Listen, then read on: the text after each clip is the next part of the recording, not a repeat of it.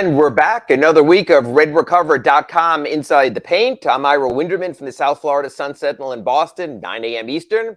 He's Kurt Helin from Pro Basketball Talk, NBCSports.com, 6 a.m. in the Los Angeles area. But hey, he signed up for it, so no complaints here. It looks like he even got a shave in this morning, so God bless you, Kurt. I want to start here, literally here, because I'm in Boston. Oh my God, the Celtics are great. Yes, they are. I was here Monday night. The Heat played in Atlanta on Sunday. I got here Monday, right next door. I mean, next door to TD Garden, a hotel right by there. The Celtics go over there. They put now Charlotte's terrible, and they didn't have Gordon Hayward. They didn't have Rozier sat out that game. LaMelo. They haven't had Ball, but it doesn't matter. When you get 150 burger, you're really good.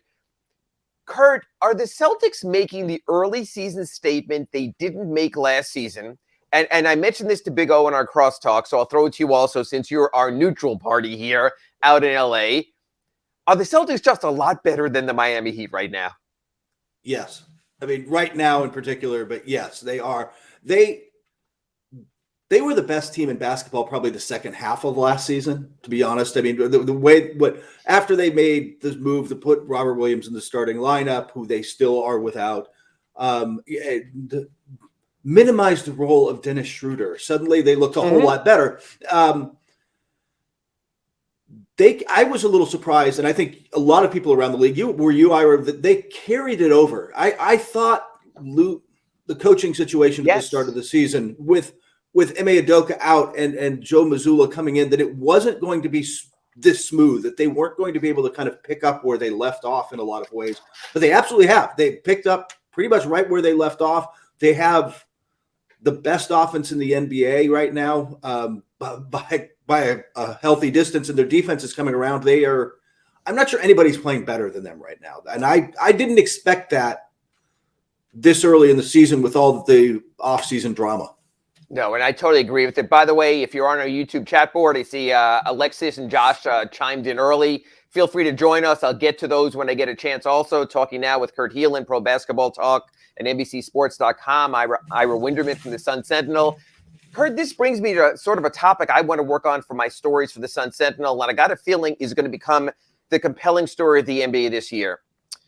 We know there are teams that try to win on offense before. We have the Phoenix Suns with Mike D'Antoni in 7 seconds or less.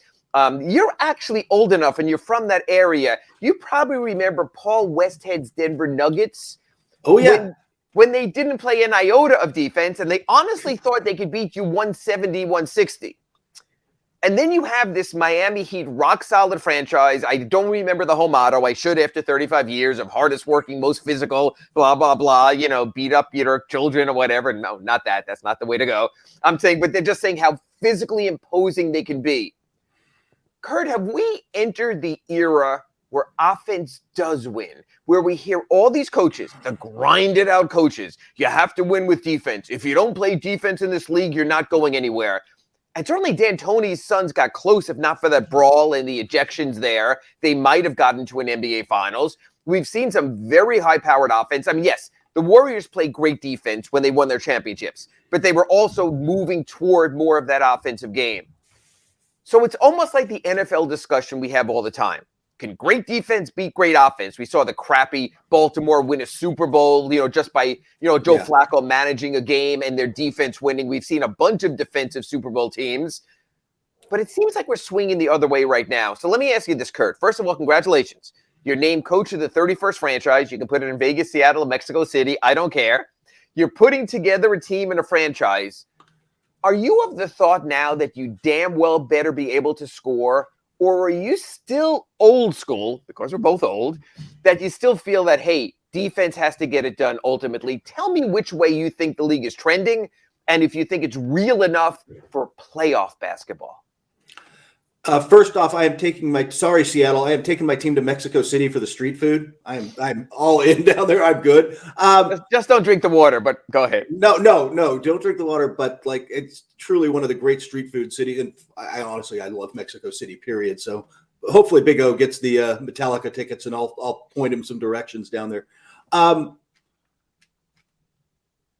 I think in the regular season, you are seeing teams do this, but I think you hit the nail on the head, which is that's all well and good. Look, you can have Matthew Stafford running the Rams offense, but when you get to the playoffs, you better have the big guy in the middle just blowing things up on defense like the Rams did. I think it's sort of the same in the NBA. I think you can win a lot of regular season games just on offense. And I think it is trending that way. Don't you? I mean, doesn't it? You offense matters more than defense now. I mean, the Knicks scored 140 points last 16. night. I know Detroit shorthanded. The Knicks get 140 last night. I mean, Kurt, I do this thing. I go to this NBA Courtside app. I'm sure you have it also, and I just see all the scores lined up every morning. Yep. And some of these numbers, we always talk about how it used to be there was double-digit games. The Heat-Knicks games were 92-89, and usually the losing team would be in double digits. Now you're seeing these explosive numbers where it's like, holy crap, you're scoring 118 and losing. I just can't recall that on a nightly consistent basis, some of the numbers that I'm seeing this season. This season seems higher to me, and I would have to go back and look at the stats or something, but or talk to somebody who knows them better than I do. But there is a sense of, and I think it's just two basic things. A, we're taking as many or more threes than ever because guys are more comfortable with it because you need the floor spacing. The other part of that is just pace is up. And not having take fouls matters. But as much as we've talked about defenses aren't as good and teams aren't as focused on it, it is harder to score in the half court against a set defense than it is running, and teams know it. Even if it's Tom Thibodeau, he wants to get some easy buckets in transition. He doesn't want to outside of Chris Paul, nobody wants to walk it up every time down the floor. So I think you get more of that now than you did previously, but it does lead to these kind of just wild numbers, and it does feel like some sort of Doug Moe 80s team, doesn't it? Like, where you're just good name, Alex English out there, Kiki Vandeweghe out there. It does feel like that. Man of 1,005 holds chimes in. Offense wins in the regular season. Defense wins in the playoffs. Boston and Miami got far in the playoffs last year because of their defense. Chase chimes in. Has the NBA gotten better or the Heat gotten worse? So stylistically, and matter of fact, I'll sort of bring you into a local story here. Our hockey team, the Florida Panthers, had this unbelievable offensive team last season, and then they flamed out in the second round against the Tampa Bay Lightning. They came back this season. They said, we're going to get grinders. We're going to play more of a playoff style. And right now they stink. And they might not even make the playoffs. So let's talk about that balance. About maybe where the Celtics are right now, where the Heat are right now, where certain teams are trending. Does it carry over? Or is the tired old saw still true of defense wins in the playoffs? In other words, if Boston is going to win games 150, 120, and teams are going to play that way, might this finally be the time for that breakthrough? Are the Heat behind the curve because of that? Or is it still a matter of that playoff basketball is a different sport? Is playoff basketball the same sport as what we're seeing now? Or does the button on April 15th, whatever the start of the playoffs is, does it really just totally change? The switch is totally flipped. I don't know that it totally flips. I don't know that it flips the way hockey does, because I don't think any sport, by the way, flips the way hockey gets. You talk about something that's just totally different in the playoffs, but it gets much more so because the game does slow down. If you're a good team, you take away those transition opportunities. You grind in on for 7 games on, okay, they want the outlet pass to go here. Let's take that away. Let's not give them this.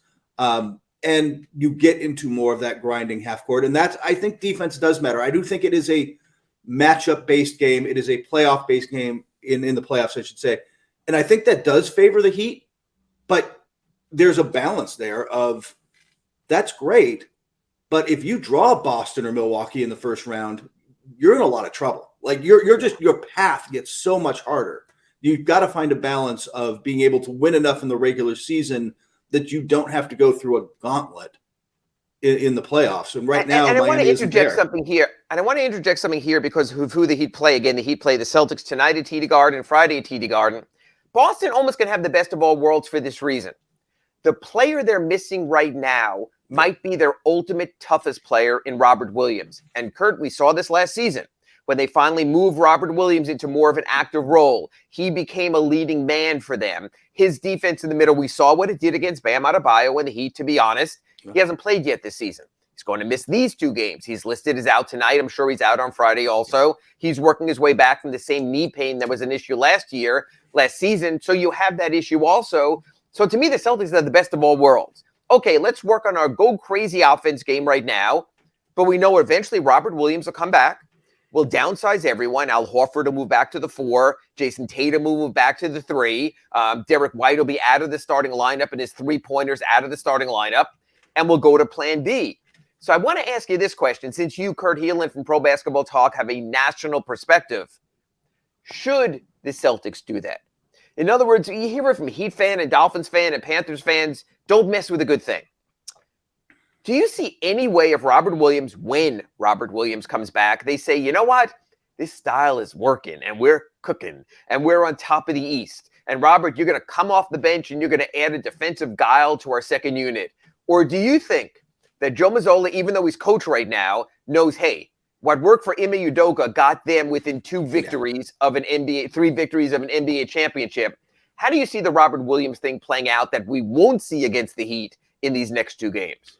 No, he starts. I don't know if he starts day 1, but just as he works his way back, but he starts before the playoffs start, and he's back in that rotation because their defense was really good with him, in part because with him out there, they don't really have a guy to target. Jaylen Brown, Jason Tatum, Marcus Smart, even Horford, everybody's good, everybody's switchable. Suddenly it's all sorts of problems defensively with that starting 5, and White comes in and he's probably your weakest defender, and he's not terrible on that end. Right. We actually had some defensive moments in last year's playoffs. Yes. Yeah. So that depth gives them a lot of versatility in the playoffs in terms of matchups, in terms of, hey, we can put Jaylen Brown on him for a while, but if Jaylen gets a little tired, we've got Smart, we've got switch stuff around and then having him inside. So no, they will go back to Williams in the paint. They know that they ultimately need that, I think, to win.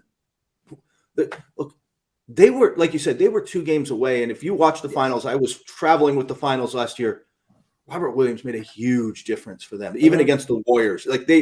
When you could slow the Warriors from getting into the paint, and they still are a team that likes to get into the paint and kick out. And Curry's a sneaky great finisher. Like when they could take some of that away, they were much more dangerous. But his knee only let him play. I don't remember now off the top of my head, 20 minutes a game or whatever it was. He was limited. There was still a knee pain. He was on the injury report every game. He missed some times during the playoffs.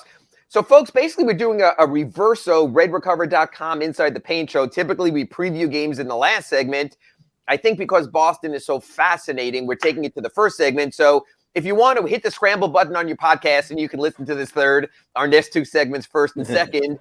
What makes this series interesting also, we spoke about it on the Crosstalk, is Jimmy Butler, it looks like. And again, there are no givens because Jimmy Butler does what Jimmy Butler wants. The plan that I was told yesterday was Jimmy flies into Boston or gets here on Thursday, perhaps the Heat practice, plays in Friday's game, the second game of this set. So we're going to see game 1 without Jimmy, game 2 with Jimmy. And I got a feeling this is going to bleed over to our next segment because it's so important. Spoke to Big O about this on our Accurate Pembroke Pines report on Monday. The Heat are playing well. They're on a 3-game winning streak right now. Granted, 2 of them were built off the Washington Wizards, who could be both very good and very awful. Not that bad, yeah. I don't overstate that. The Atlanta Hawks, who could be as Jekyll and Hyde as any team in the league. Sometimes DeJounte Murray and Trae Young go off. Sometimes one does, sometimes the other does. Clint Capella missed that game. That certainly helped Bam Adebayo. Right now, we're seeing arguably the best 2-game stretch of Bam Adebayo's career based on what he's done. 38 points against the Wizards. I know his career high is 41, but still 38 on Friday. 32 against the Hawks in Sunday's game. So we have those 2 games. We're seeing Caleb Martin all of a sudden. You and I, we must have spent 5 redrecover.coms talking about losing PJ Tucker and how they don't have an answer.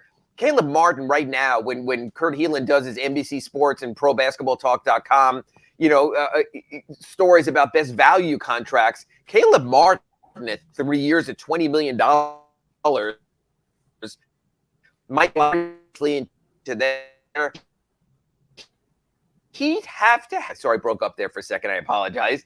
Did the Heat have to have an adjustment to Jimmy Butler when he comes back in because he's still your team leader, or does Jimmy have to adjust to his Heat teammates? I think they have to still adjust to Jimmy a little. I mean, you talked about it earlier. He's not heliocentric in the sense that like he comes in and everything has to shift and go around him. Like he is more complimentary than that. But I think you still have to adjust to him, especially late in games, because he is the guy on that team who can get to his spot and get his shot and get the pressure shots that you are going to need to beat Boston, right? Somebody is going to have to hit tough. Jimmy's going to have to work his way to the elbow and hit the fadeaway over Jaylen Brown. Like it's not, you're going to have to get to your spots. It's not going to be easy. They won't make it easy. And so I think you have to adjust to him. I think ultimately when Jimmy Butler brings it, and this is the kind of game where he's not looking at this like some Charlotte game in the regular season, right? Like he's going to come and bring it against Boston because they know what Boston is and who and that this is the path to the finals may very well return to going through Boston. I think you'll see a very focused, if Jimmy's coming back, if he plays, you're going to get 100% of him. You're going to get the full Jimmy Butler experience, and the rest of the team has to adjust to that because he's still your best player. Well, and that's the thing is, again, you signed Jimmy Butler to that long-term 5-year extension, knowing it would take him to his 38th birthday, knowing Tibbs put all that wear on him, knowing honestly that 2020 playoffs, I know it was in the bubble, it was different, but all the extra minutes there by going against the Lakers within 2 games of a championship. He certainly had ample playoff wear last season as well. So sort of a question to me becomes this. Is Jimmy Butler missing time almost the expectation these days? He'll have wound up missing now effectively a third of the early season schedule. He's missed a quarter of the season 3 of the last 4 years as well. Kurt, just like we spoke about how the playoffs are different and the regular season is different, I'm wondering if that's what we're talking about. And it's a bigger topic. So I'm actually going to break right now on redrecover.com Inside the Paint. But when we come back, I want to get Kurt Helin's thoughts on this. Is it okay for Jimmy Butler to miss a quarter of the season? Is it okay what we're seeing around the NBA that as much as Adam Silver does in reducing back-to-backs, eliminating 4 games in 5 nights, we're still seeing players take the night off? Is it okay what Steve Kerr did last week when he sat his entire team against the New Orleans Pelicans, produced a garbage basketball game, which in no way reflected the Golden State Warriors' name? So after this break on redrecover.com Inside the Paint, I want to get into with Kurt Helin. One, is Jimmy Butler taking advantage of this situation? Is the NBA taking advantage of the situation? And are today's NBA players just too damn soft? That's after these words on redrecover.com Inside the Paint. And we're back on redrecover.com Inside the Paint show. God, I think I know how to do that by now. We've only been doing this for about 4 months. I'm Ira Winderman from the South Florida Sun Sentinel here in Boston for the Heat's 2-game series against the Celtics. That's Kurt Helin from Pro Basketball Talk and NBCSports.com out in Los Angeles waiting for his second cup of coffee at the butt crack of dawn. Want to go back? If you missed our first segment, you can catch it on any of Big O Show's podcast outlets. We were talking about time off. We were talking about Jimmy Butler missing, I believe it's 8 games right now. Tonight will be the 9th, this time with knee pain. And we're talking about players and load management. So my question here to Kurt Helin is this. As Heat fans, those who are listening out there on the Big O Show, as NBA fans, I think all of us included, do we just accept that 81 is too many and that our leading men will take games off? And is that acceptable? Is that acceptable to accept that? We remember the players that if they could get out there with every last breath they did. Is today's, okay, now I'm old man, get off my lawn. Are today's players just too soft? I think it's just more information and technology and knowledge that this has become, talking about the Red Recover Inside the Paint show. Like if you talk to people with the league, and Ira, you've heard this, I'm sure, from the Heat and everyone else, it's a recovery league. It is about getting ready for the next game. They don't practice as much. It's about physically finding a way to play. And I think this is just kind of how it is. Now, Jimmy's missed more time, but there are certain players, I think, at this point in their careers, look, Kawhi Leonard was never going to play 82, right? Like you can fret over this. Kawhi, absolutely, yes. Yeah, there's certain guys, and I think Jimmy's in this class where look, he's going to miss 20 games minimum. And they're going to be recovery and rest and nights off and some knees and ankles or whatever. But I think there's a balance to be struck there. And first off, 82 is just too many. That's the bigger problem. But solving that is we don't have enough time to solve that problem. Is it too many for you as a fan? In other words, even when I'm on the road, I go to my NBA app and I watch games almost all the time. I just find it fun. Some people have their Netflix, some people watch Prime, some people watch their series. I get all that. I like having a game on every night. Matter of fact, last night when I looked at the choice of games, yes, the Dallas game was compelling. I didn't care about the Knicks game. And honestly, I don't know. There's something about the Clippers being shorthanded against Portland did nothing for me. Who was shorthanded? Yeah, I was almost like, I can kind of skip this. I'll go watch the Panthers game.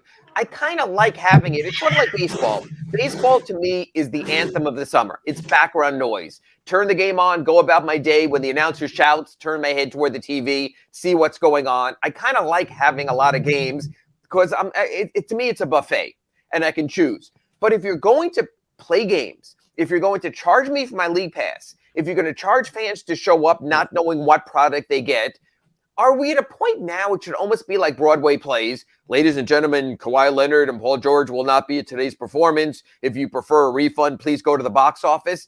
Shouldn't there almost be some quid pro quo from the fans, even maybe for the Jimmy Butler fans who were coming to Boston for tonight's game and don't get to see Jimmy Butler?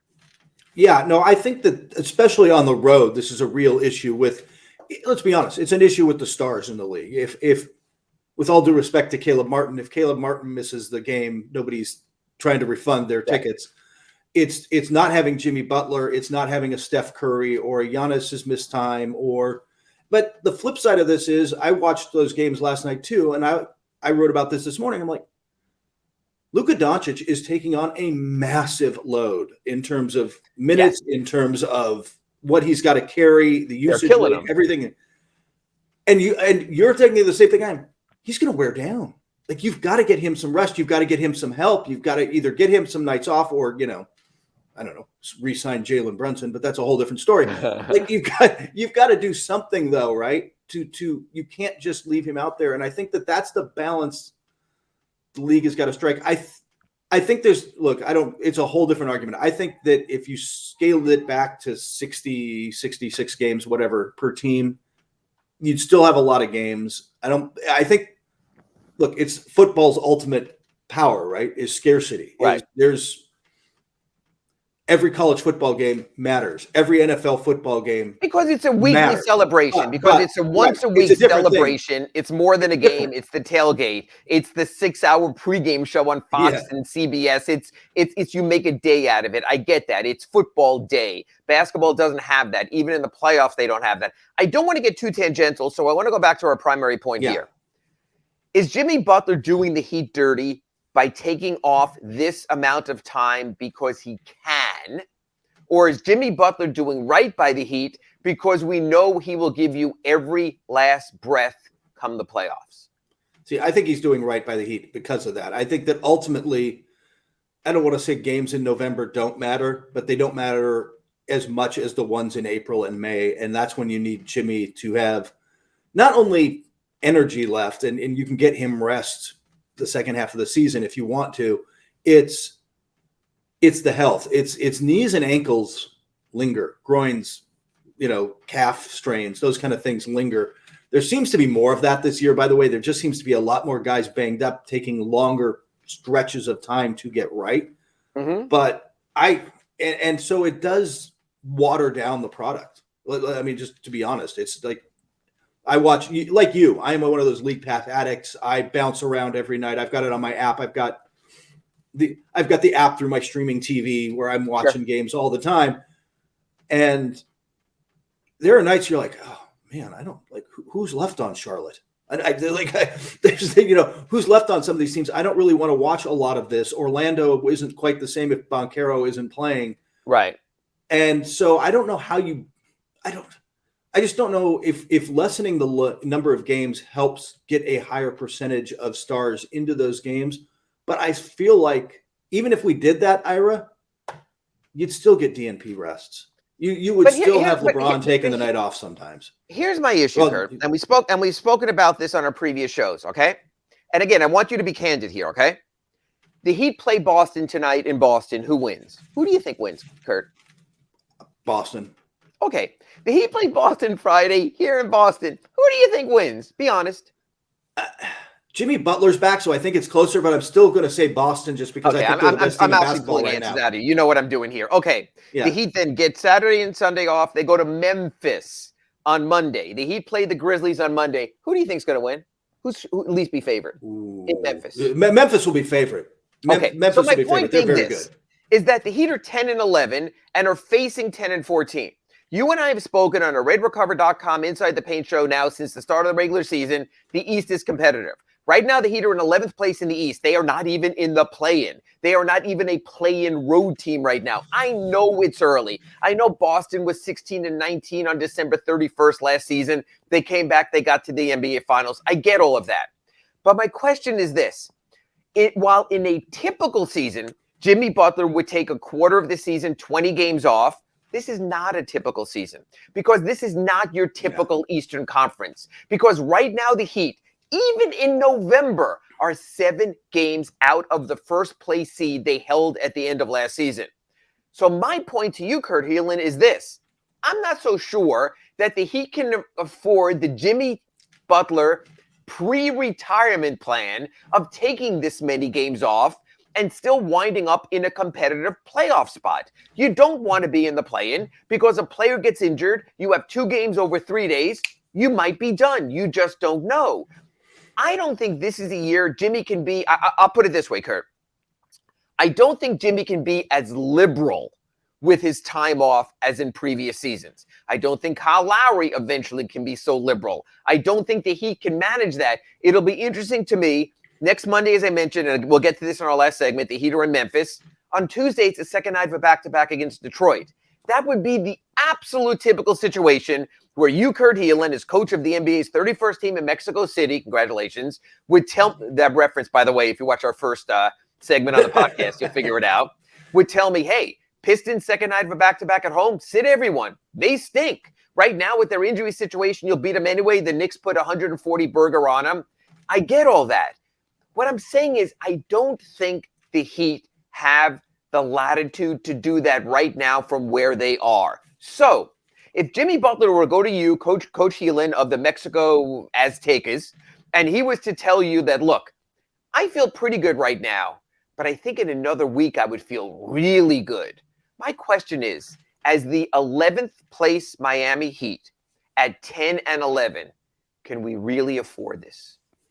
I don't think you can afford as much of it. And part of the problem is, you know, we talked briefly about the last game that nobody wanted to watch last night, which including myself, I turned it off. The Clippers and Trailblazers, and I came back and watched the end, but it was like both of those teams have been able to keep their head above water. The Clippers are like 13-9. Like, if you're keeping your head above water, then we can have a conversation. Miami's not there. Like you said, they are the 11th seed. And I think Spo kind of said this, a week ago? He's like, and if somebody can give us 20 minutes, we got to have 20 minutes. Like, right. I think this team is reaching that point because it's not about getting the 1 seed back and catching the 1 or 2 seed. But you, as we were just saying, like, if you start out as the 7 seed, now I got to go through the play-in, and then I'm going to get Boston. Like, you've got to find a way. You've got to move up because the road, you're just making the road to get back to the finals. As good a playoff team as you are, you can't run that kind of gauntlet. You've got to find a way to not that there are a lot of soft spots, but like I'd much rather face Cleveland than I would Boston or Milwaukee. No, and I agree. I've always preferred the glad to be here team. I don't want to lose track too much of our chat board, so I'm going to go there. Quick, we have breaking news. Big O did secure his Metallica tickets. I'm not going to tell you where he's going to see them, but I believe he will be enjoying some poutine or poutine if his cardiologist allows that, and I'll let people figure it out from there. Big O will be back top of the hour. I'm sure he'll tell you about his ticket buying experience there. There will be a Metallica concert in his future. I got so far behind on the chat board. I apologize. One thing, Man of 1005 Holds points out, he says, Jimmy taking time off has actually helped the Heat. Look at Caleb, and you get players who don't play often showcasing themselves more. Keep resting Jimmy.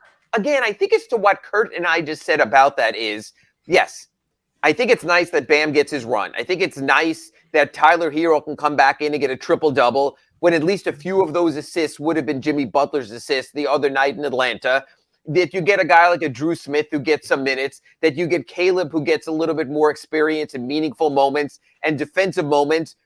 But you also need to forge identity. You need to know who you are. Now, Kurt had a very good point in our first segment. The Celtics didn't forge identity until midseason. That's when they said to Dennis Schroeder, this isn't working. That's when they said to Robert Williams, you have to start. You're our best defensive deterrent. And they redefined themselves. So let me ask you this, Kurt. At what point in the season does Kurt Helin and Ira Winderman need to know who the Heat are? And is it still early in that respect?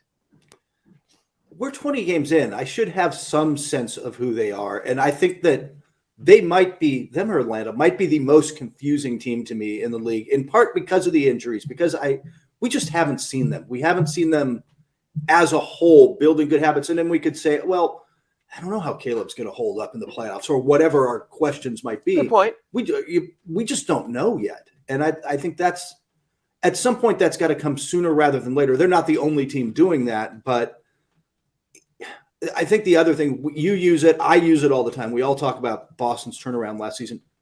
That's the exception.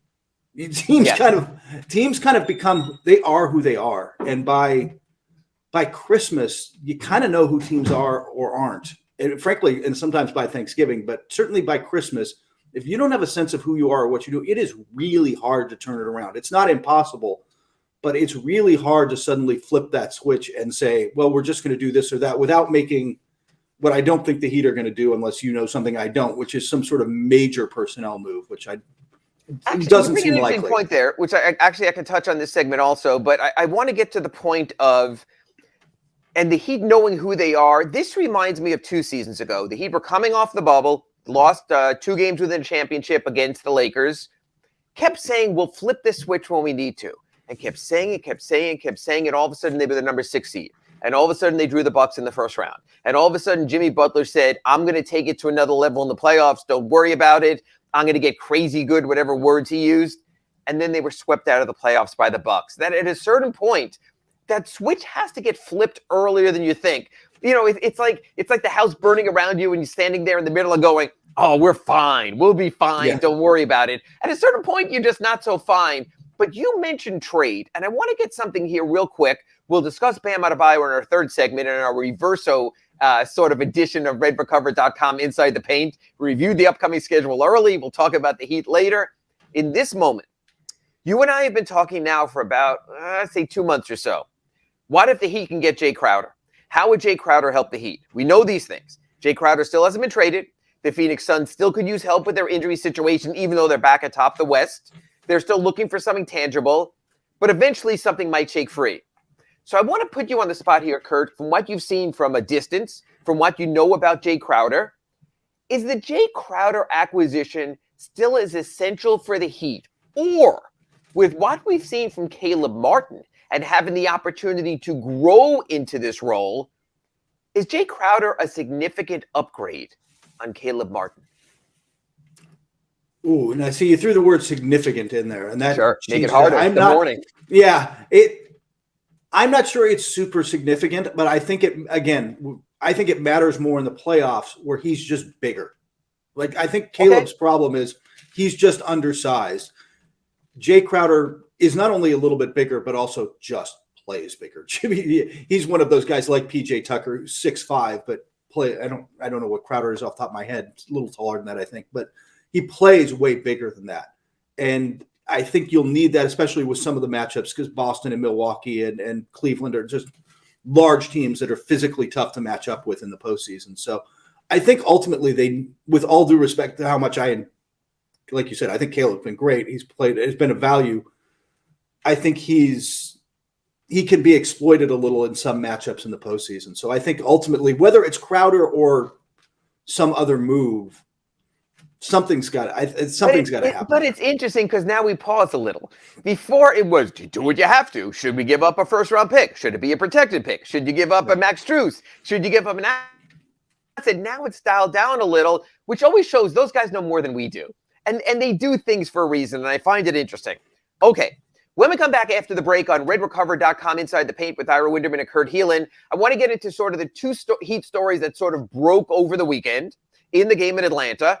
Is Bam Adebayo great, and is he a lock for the All-Star game? And is this the true Bam Adebayo, 38 and 32 points?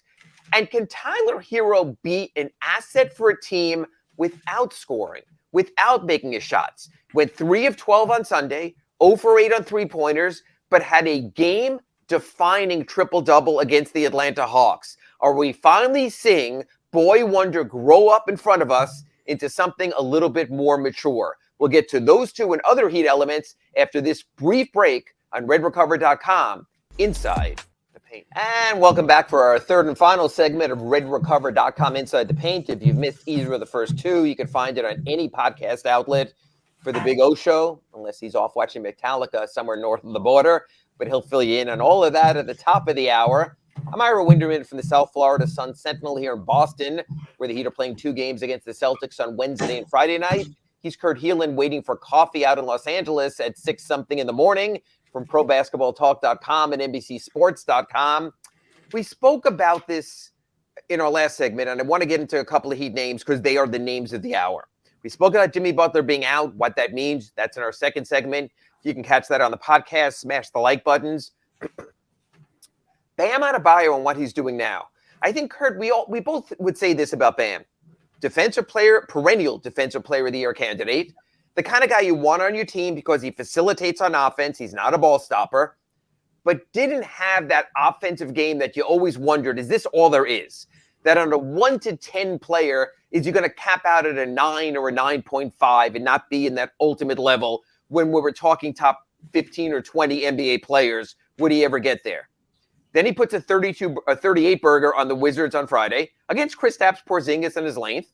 Then he goes against in Atlanta in a road game with 32 and a victory. Should we start to expect that Bam Adebayo is going to be an offensive force, or Kurt, knowing what you know about the Miami Heat and their equal opportunity approach, are we just as likely against the Celtics to see a 14, a 16, a 22 in these next 2 games against Boston? Does Bam Adebayo have the game and have the package to be the type of offensive player consistently we've seen in the last 2 games? I'm not sure that he does. Part of it, like you said, is that I think Miami just runs this egalitarian offense. If we're going to take what you give us, we're going to find the open guy. But I'm not sure he creates for himself the way you need to if you're going to score 25 to 30 a night, right? Like, right. I just don't know that he doesn't create. I mean, because you look at the guys putting up those kind of numbers, and it's Doncic and KD and Curry and on down the line. And I just don't think he's that kind of creator. Trae Young can do it.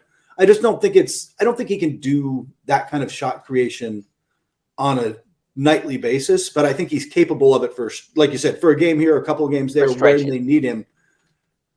What he brings is, like you said, I mean, Giannis Antetokounmpo put together his USA versus the world top 5 this week, where he listed the guys he would start for each side. He named Bam. Bam was in his 10. Like, right. He wants him there. Like, I think the other players recognize what he brings. I'm just not sure what he brings is that, like, if he scores 16, he can be so impactful still. So I don't know that it's the same thing. Yeah, no, and I agree. And also, I was talking with someone from the Heat yesterday at practice here at, where were we? At Emerson College.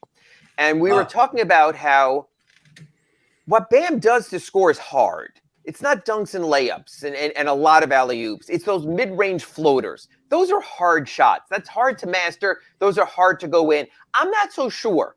I was trying to think. Matter of fact, I'm going to throw it in your court here, and I apologize on short notice. Can you recall a big man who shot mid-range jumpers and floaters and shot them to a high level of offense? That's hard offense. I couldn't recall anyone. I know there's Bob McAdoo, for example, that over the shot headshot he had. It was a little more distant. It was more of a jump shot. But that type of offense to create on a regular basis, those balls tend to roll around a little. Those balls don't always go in. I think that's a hard way to score. That's his game. He's mastering it, and I understand that. but I also think it's a harder way to do it as a dominant big man. That, yes, most often it's 2 feet in the paint, but it's 2 feet in the paint at the circle. It's 2 feet in the paint closer to the foul line. It's not 2 feet in the paint right at the basket like we're used to with our dominant scoring big men. So I don't know how sustainable that is. So I just think going forward, matter of fact, I'll put it this way. Do you think Bam will ever be, and he was close last season, the leading scorer of a championship contender or the second leading scorer in a championship contender? And I want to add a caveat to that. And do you think if he is, that he's good, that your team is good enough then to contend for a championship? First off, the name that popped in my head when you said big men who could score, Tim Duncan was very good at it. But those bank shots were not easy. I agree. No, but look at who we're talking about. Bob McAdoo, Tim Duncan. We're talking about a Hall of Fame player. Yeah. I think he second best. Maybe. I think he can be, but I don't think I think it's almost going to be something where he's going to be very close to whoever's third. If let's say it's Tyler. And Tyler's doing a lot of that shot creation and a lot of that work, and then Bam is knocking down shots, and not just, like you said, not just at the rim, but 12-foot baseline fadeaways and some stuff from the elbow, and not just give-me's at the rim. He's not just some sort of Rudy Gobert finisher, and that's all he can really do. He's got a lot more versatility, and I think that offers opportunity, but like you said, I think it hurts the consistency and the numbers. You're not going to get 30 plus a night from him. So I think you can. I think he can be there, but it would almost be part of a big three to make it really. Yeah, no, that's a really good point. And again, I don't want to lose the chat here, so I'm going to go back to the chat for a second, Kurt, and we'll stay on our theme of Bam and Tyler, but I want to let our listeners chat in here also. We like the participation. Two Extreme goes, Ira and Kurt, it's going to take more than 1 or 2 games for us to take Hero and Bam seriously that way. Just scrolled up on me. Otherwise, I see this as a fluke. Do you see what Bam, Kurt, real quick, I want to go through a bunch of these. Do you see what Bam and Tyler are doing now as the outliers or perhaps as the start of something bigger and better? Closer to the second one. I agree. I get it. You've got to prove it. You've got to do it over a few games, but I don't think this is a fluke because they've both done it before. They are both capable of putting up numbers. Greater Good goes, Tyler and Bam are our future. That's an interesting point, and I'm working on a Sunday column on that. Most teams will also look at their next gen and see what they have coming down the pipeline and building that way. The Heat have always been a live-in-the-moment team, willing to a degree, we've seen it with the draft, even sacrifice some of their future. But I want to just for a second pause at part one that Greater Good brings up. Are the Heat maybe better positioned than they have been? And we thought for a team that had very few draft choices that you have Bam Adebayo and Tyler Hero, really good pick and roll combination.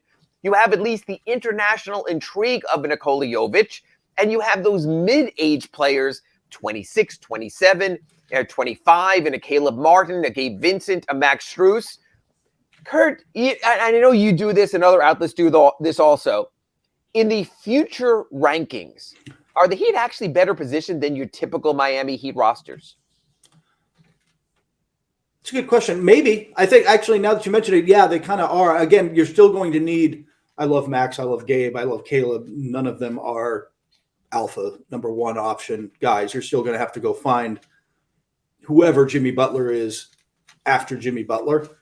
But you have the perks of being Miami.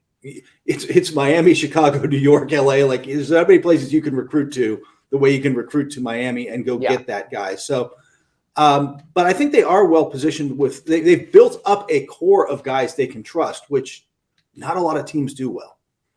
No, and I agree. Let's keep going down here to the chat because I like to get everyone involved. We have one that says, if Bam and Tyler can consistently play this way, you have a believer in me, but only 2 games isn't enough to say they've turned the corner and now are true game changers. I think Kurt and I both agree with that in the NBA, 2 games is hardly a sample size in an 81-game season. But Kurt, I will ask you this, because I know a lot of times you spoke about watching League Pass and seeing stuff. Don't you oftentimes see the start of something big? Isn't it possible to read in, hey, they found what works, now we just need to see it more consistently? Oh, yeah. And getting the consistency is the hard part sometimes. But, yeah, that's kind of the fun part is flipping around and saying, hey, especially midseason, you're like, last year, you're like, Cade Cunningham's figuring this out, man. Cade Cunningham, like you're like, and suddenly you look at Detroit, and they've obviously been horrible and banged up this year, and I don't know if we're going to see Cade again this season because of his shin. But you look at teams like that and you think, wow, or Orlando's kind of that way now. You look at Banchero and you're suddenly Bol Bol's playing and you're like, Jalen Suggs isn't a waste of a draft pick. And suddenly you're like, you know what? Maybe. Like, I love that part of it. I love seeing teams that maybe, and I think you start to see stuff when you watch a lot of games where you're like, that's really interesting. Can they sustain that is always the hard part. Yeah, no, and I agree with that. And then greater good goes, I don't want to hurt our future with Bam and Hero because Larry decided to be lazy, keep our young guys together. Okay, Tyler Hero signed the extension basically because of a poison pill is not tradable this season. But you know the Heat, you know trade rumors. That's what pro basketball talk is built on. We get to the offseason. Kevin Durant comes available again. I know Heat Nation, he's ruined one of our summers already. Would you be less inclined this time around with Kevin Durant's increasing age, even though, oh my God, he was awesome the other night in his 45-point game? Would you no longer consider trading Tyler Hero for Kevin Durant when Tyler becomes tradable again, or are we overstating? I think you're overstating it. He's still Kevin Durant. I mean, again, you're talking this about a win now team. If you get Kevin Durant and you can get a healthy Jimmy Butler with Bam Adebayo, suddenly that team looks really good on paper. Yeah, Kevin Durant. I mean, you said it too. Like, you've watched him. People on the chat board have watched him. Kevin Durant is playing like an MVP again. Like he's playing really like he's 25. Good. I mean, yeah, it's like it's ridiculous. I don't see. It's sort of like LeBron. I don't see the finish line there. I know he missed the full season. I know he missed time with injury. I would say this with Kevin Durant. If I'm thinking about trading for him down the road, if it goes to crap in Brooklyn, if Kyrie leaves as a free agent, however it plays out, I want to see how healthy he is the rest of the season. And if Kevin Durant is great like he was the other night with this 45-point game, but also misses 20 games and maybe a playoff game, then I might be a little bit more careful. So I want to see his injury situation. We'll move on here in the chat board from Alfredo, who goes, Bam is a generational talent and will get better than Zoe. I knew this from when they drafted him. That's a reasonable comparison. I think he might have more of an offensive package than Zoe. So as a Hall of Famer, he was a Hall of Famer defender. Do you build a team around a Bam Adebayo for all he is? Is he the guy you say, hey, this is our linchpin, this is the set piece, you have to compliment Bam? I'm curious about your take on that, Kurt Helin. No, I think he's a number 2. I still think and it's not that he's not a critical piece, but he's not your number 1 top 15, top 10 type player. I mean, he is critical on defense. He does a lot of things, but he is not the cornerstone kind of guy. No, and I agree with that also. There's a question here, greater good goes with Kyle Lowry, the expectations of what he expected him to be. Look, Kurt and I have had this discussion on the show before in redrecover.com Inside the Paint, whether he's even a top 50% point guard in the NBA right now, I'm not sure. Kurt, do you have a concern when you see Kyle playing this well that the Heat are counting on him too much? Because there is a remarkable stat out there. Kyle Lowry is number 2 in the NBA in minutes played to Kevin Durant. On one hand, that is highly admirable. Kurt, isn't that also concerning? Yes. I mean, partially it's how much Spo has had to lean on him this year, right? Like, for all our questions about him, they've had to lean on him this year because of all the other injuries. He's the one. Is it still true? I think you used the stat last week. He's the one guy who started every game. I believe that's still. He's been here throughout. Yeah. Once Max missed a game, he's the only Heat player who's played every game, let alone start every game. Yeah. That's you don't want to have to do that to a guy at his age with his injury history, but the fact that he's doing it is pretty impressive. That said, yeah, I mean, I think you and I are on the same page here. That's not the ideal situation. Talk about the guy you would like to get some nights off, but you can't right now. And are going to have to, but until Gabe Vincent gets back from his knee issue, you're talking about a two-way play when Drew Smith is your only other point guard. It's really interesting. There are times this season I thought the Heat point guard roster was mismatched because they didn't have enough bigs. With Yurtseven out with his ankle injury, Jovic right now dealing with a foot. Dwayne Dedmon has that plantar fasciitis, which we know can linger an entire season or even longer. Then there are times I look at the roster and I say they don't have enough point guards, because if you want to give Kyle Lowry time off and Gabe Vince is not healthy, there's not really a plan B or plan C other than Drew Smith. And this comes back to two things. Not wanting to go in the tax because you can make as much as $10 or $17 million payback from the league. Two, carrying Udonis Haslem on one of your roster spots, therefore not having that. Don't want to dwell on that too much. Big O's been over all of that. Going on the chat board here, Too Extreme I think has a reasonable point. I don't even think this is debatable. Bam is not a generational player. Giannis is a generational player. Embiid is a generational player. I think without taking away anything or denigrating Bam Adebayo, I think Kurt Helin, we could all be on the same page that Giannis and Joel Embiid are better, right? Oh, yeah. Yeah, absolutely. Now, again, I love Bam, but he's not that level of guy. No, and I agree with that also. Okay, I wanted to get to the chat board there because invariably I forget, and there's a bunch of people that get angry to me after the show. But I want to finish up real quick. We have about 3 minutes left. Tyler Hero the other day is 3 of 12 from the field, 0 for 8 from the three-point line. And if I just gave you those statistics, you go, man, he sucked. But you look at the entire line, he also had 11 rebounds and 10 assists. He worked great in the pick and roll. They won the game with him on the floor. I talked to a scout the other day. He was asking me about some Heat players, and we were talking about players. We have a thing we call with certain players when we do our scouting reports together, empty calories. The guys get all kinds of stats, and their teams don't win. I used to call them Jordan Crawford calories. Remember Jordan Crawford would get called up to the NBA. He'd have a 38-point game, and then he'd get cut. And you go like, wait a minute, the guy can score, and you realize there's more. Are we starting to see Tyler Hero go from empty calories to something more tangible, or is he still better in that sixth-man realm?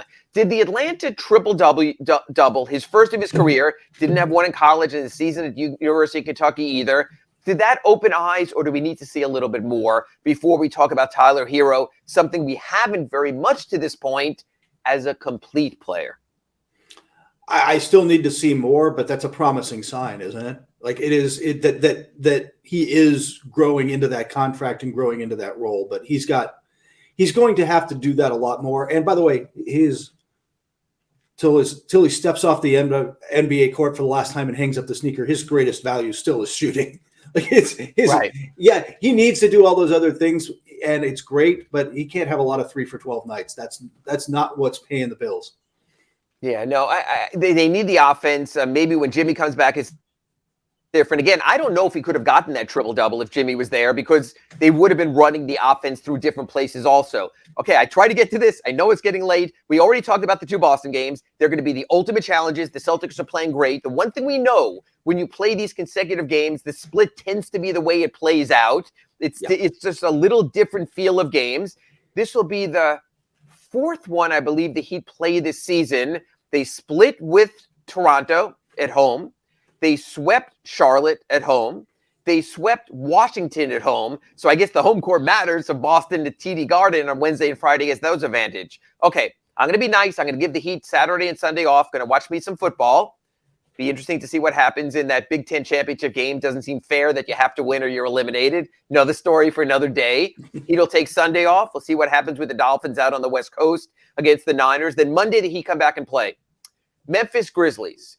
We don't know if Desmond Bane's going to be back. John Morant's been a little bit in and out.